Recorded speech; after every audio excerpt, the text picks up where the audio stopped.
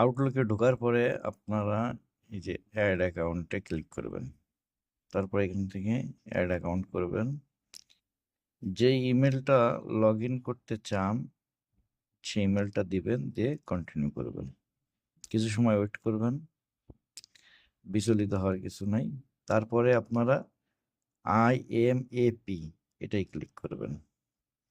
দেন এখানে কিছু না করে ট্রেকটি যে নিচে আছে অ্যাডভান্স সেটিংয়ে ক্লিক করবেন। আর এই জায়গায় আপনারা সেই নামটা দিবেন যে নামটা কাউকে ইমেল করলে পারে শো করবে। আর এটা কি ধরনের কাজ করে? ওয়ার্ক। এই দুইটা না দিলেও চলবে। তারপরে যে IMAP হোস্টিং নেমের ক্ষেত্রে mail.domain, মানে আপনার যে ডোমেন আছে সেটা।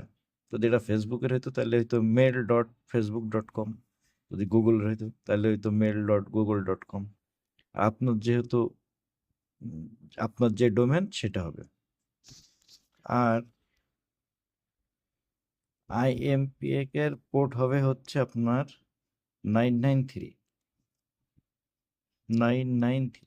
আর এখানে নাম আছে এটাকে SSL বা TLS, এই সেটিংসে করে দেবেন। তারপরে যে পাসওয়ার্ড, যে ডোমেনের যে পাসওয়ার্ড দিয়েছে আপনার সেই পাসওয়ার্ডটা দিয়ে দেবেন। এই SMPTর ক্ষেত্রে একই হবে, mail.domain। আর এটার পোর্ট হবে হচ্ছে আপনার 465।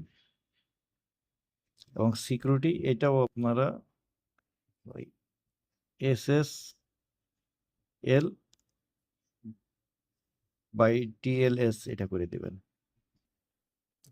তারপরে যে সেম পাসওয়ার্ড যেটা আছে, এইখানে যে পাসওয়ার্ড দিবেন এই পাসওয়ার্ড এবং ওই SMTPর যে পাসওয়ার্ড আর IMAPর যে পাসওয়ার্ড একই পাসওয়ার্ড, মানে যে পাসওয়ার্ডটা হোস্টিং যেখান থেকে করছেন তিনি যেটা প্রোভাইড করছে সেইটা।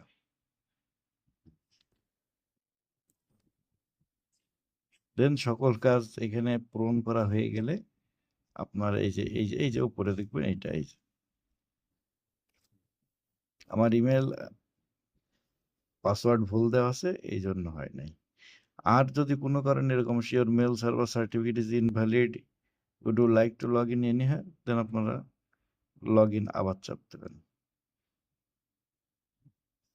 ধন্যবাদ।